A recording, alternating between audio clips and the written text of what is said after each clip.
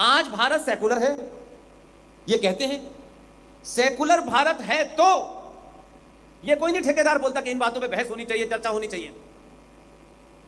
Secular Bharat में minority commission, personal law board, वक्फ property board, Sachar commission, ये किस लिए है? अगर देश सेकुलर है तो क्यों है? ये सेकुलर है, सब बराबर है, ये लिखा है, तो फिर ये 5,500 करोड़ का सच्चर कमीशन का बजट क्यों है? ये करोड़ों का बजट माइनॉरिटी कमीशन का क्यों है? फिर ये अरबों खरबों की देश की जमीन वक्फ बोर्ड को किसके कहने से दे दी गई है?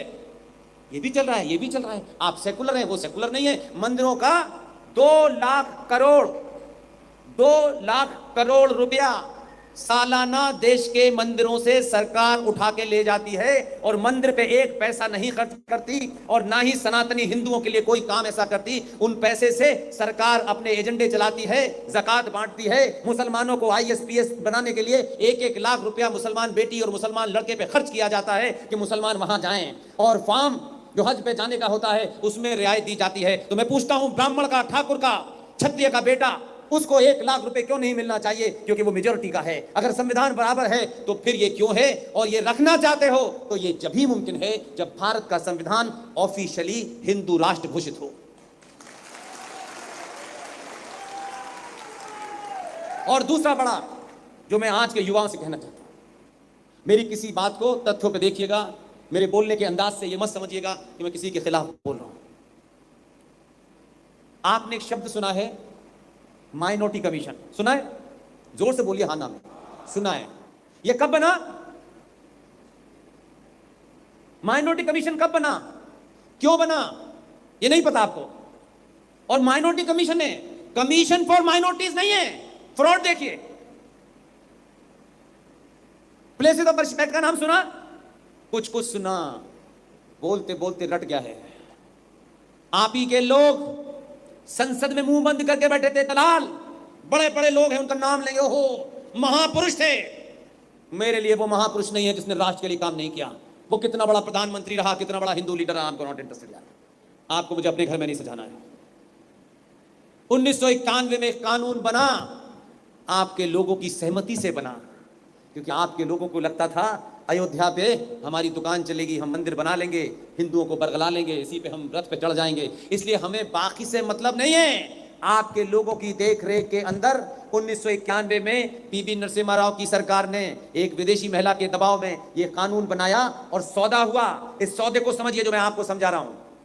92 की घटना से पहले एक सौदा हुआ, और वो सौदा यह था कि अयोध्या पे हम कोई कानून नहीं बनाएंगे और देश के 42,000 वो अनादिकाल के मंदिर जो हमारी आस्था के केंद्र हैं, उन मंदिरों का निर्माण साइंस के रूप से हुआ है। उस पे ठेकेदारों ने चुप्पी साध करके उस पार्टी के साथ में समझौता किया और उस कानून को प्लेसेस ऑफ वर्शिप एक्ट कहते हैं, उसके तहत देश के सनातनियों के वो अनादिकाल के मंदिरों के ऊपर हमेशा के लिए आपसे अधिकार छिन गया। बोले नहीं। उसके बदले में क्या मिला? उसके बदले में 6 दिसंबर 1992 मिला आपको। और जैसे ही ये किया, देखिए, जिन्हें आप पंचर जोड़ने वाला कहते हैं ना, आप तो सिर्फ यही सोचते हैं आज कितना कमाया, आज कैसे कमाया, आज किसको बेवकूफ बनाया। सॉरी, माफ कीजिएगा, वो 500 साल आगे की सोचते हैं। उन्होंने इस घटना से पहले कांग्रेस पे दबाव बना करके ये समझौता कर लिया कि 42,000 मंदिर, ऐसे ऐसे मंदिर जो दुनिया में आज कोई आर्किटेक्चर बना ही नहीं सकता, हमने चुप्पी साध करके उस पर समझौता होने दिया, क्योंकि हमें तो अयोध्या के रथ पे दिल्ली पहुंचना था। आपने कर लिया समझौता, आई गई हो गई। ये 91 में हुई, 92 की घटना में उन्होंने तोहफा दे दिया आपको, और 93 में आपने क्या किया? आप चुप हो गए।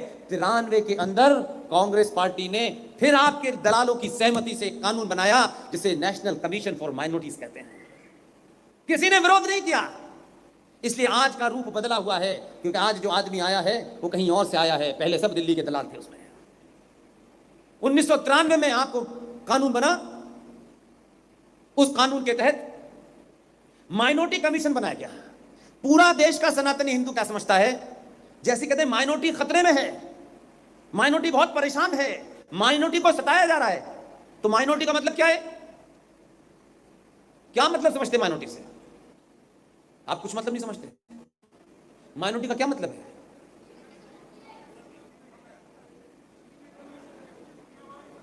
आप सब लोग सच तो बोलो यार, यहां तो सच बोल दो। कौन से कुछ होता है? 99% हिंदू समझता है भारत में माइनॉरिटी का मतलब मुसलमान। यही मानते हैं आप? इसमें बारीकी देखिए, माइनॉरिटी कमीशन का मतलब जो आदमी माइनॉरिटी में है, और माइनॉरिटी कहां, तो एक ही माइनॉरिटी हुई। ये कहते हैं कि कमीशन फॉर माइनॉरिटीज, तो उसमें दूसरी माइनॉरिटीज भी मानी जाती हैं, लेकिन खेल क्या था, एजेंडा था मुसलमान। तो आपने 1993 में नेशनल कमीशन फॉर माइनॉरिटी बना दिया, और माइनॉरिटी का समाज में ऐसा आपने प्रचार किया कि माइनॉरिटी का मतलब सिर्फ मुसलमान। और क्या झूठ बोला, खूब चल रहा है। आप अभी मुझे तो दुख थोड़ा है कि ये जनरेशन तो इसके पास तो फ्री में इंफॉर्मेशन है। हमारे दौर में तो एक जरा सी इंफॉर्मेशन लेने के लिए किताब खरीदनी पड़ती थी भाई, और इतने पैसे नहीं थे कि रोज 50 रुपए की किताब खरीद के लाओ। आज तो फ्री इंफॉर्मेशन है यार। आज की युवा पीढ़ी से उम्मीद करता हूं कि वो इन चीजों को पढ़े। आपको मालूम है क्या जघन्य अपराध हुआ है? माइनॉरिटी कमीशन का अलग से बजट है। 2011 का सेंसस, 2011 की जनगणना किसी को याद है? नहीं याद, क्योंकि आपका ये एजेंडा नहीं है। यहां आग नहीं लगी हुई है। आपको लगता है आपके घर पे दुनिया की बेहतरीन टाइल्स लगी हुई हैं, घर के पीछे स्विमिंग पूल है। ये सब कुछ नहीं है। आप किस गलतफहमी के शिकार हो गए? आप चिंता भी नहीं करना चाहते। कोई बताता है तो आप लगता है ये बहका रहा है, ये फला के खिलाफ है, ये फला के खिलाफ है। ये कह करके मुझे आप शायद थोड़ी देर के लिए कुछ भला बुरा कह सकते हैं, लेकिन जब सामने खड़ा होगा ना आपके, तब आप कुछ कर नहीं पाएंगे। मेरा इतना ही एजेंडा है कि आप सच समझ जाएं, और कोई एजेंडा नहीं है। इस देश का कैसे ये बुद्धिजीवी सनातनी हिंदू समाज महामूर्खता के गर्त में डूबा हुआ है। 2011 का सेंसस जो भारत सरकार का है, उस सेंसस के हिसाब से टोटल पॉपुलेशन का 17% मुसलमान है।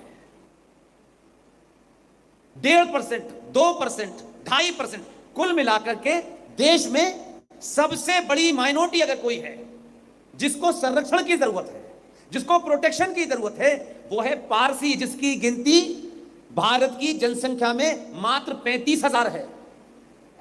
उसके बारे में कभी सुना कि उन्हें कुछ माइनॉरिटी कमीशन से कुछ दिया गया? कहीं सुना आपने आज तक? कभी पारसी आए? उसके बाद 1.5% है जैन, बौद्ध, क्रिश्चियन, सिख, ये कुल मिलाकर के 6% हैं। कभी इनके बारे में सुना कि माइनॉरिटी कमीशन ने किसी सिख को क्या दिया है, जैन को क्या दिया है, इनका बजट क्या है? ये इनको सिर्फ डाल दिया है दिखाने के लिए। 17% का मतलब ये हुआ 2011 का सेंसस है हमारे पास ऑन रिकॉर्ड। 2011 के सेंसस के हिसाब से मुझे जरा सा बताइए, 22 करोड़ की आजादी के लोग इस देश में माइनॉरिटी में हैं। कहां मिला आपको? पूरे उत्तर प्रदेश की टोटल पॉपुलेशन 24 करोड़ है। पूरे पाकिस्तान की पॉपुलेशन 25 करोड़ है। यह मुल्क मजहब के नाम पर डिवाइड हुआ, 30% जमीन ली, और 11.5 लाख सनातनियों की लाशों पर मुसलमानों ने पाकिस्तान बनाया। उसके बाद भारत में 47 से 2011 तक एक पाकिस्तान के बराबर की पॉपुलेशन यहां खड़ी है। वो आपके मेन रिसोर्सेज को भी लेती है, और उसके लिए विशेष योजनाएं चलाई जा रही हैं। उनके बच्चे IAS कैसे बने, इस व्यवस्था में 40 साल तक कैसे घुसे, इसकी इंतजाम किया जा रहा है। उनको लोन फ्री दो, क्योंकि ब्राह्मण ठाकुर बनिए का बच्चा तो पैदाइशी करोड़पति है, उसे क्यों देंगे? ये चर्चा का विषय नहीं होगी, ये नहीं बोलना चाहते। इसलिए आज से आप सबसे मैं उम्मीद करता हूं कि जब भी ये बात आए कि क्या भारत में मुसलमान अल्पसंख्यक हैं, तो कहिए नहीं है। मुसलमान is the second largest majority in this देश कंट्री। ये बोलिए, भारत में मुसलमान दूसरे नंबर की मेजॉरिटी है। तब ये आपके अंदर से समझ में आएगा माइनॉरिटी का क्या चक्कर है। अगर कोई माइनॉरिटी है तो पारसी है। आजाद भारत में ये भी ड्रामा बन गया था कि माइनॉरिटी कमीशन और माइनॉरिटी मिनिस्ट्री का जब भी कोई मंत्री बनेगा तो मुसलमान ही बनेगा।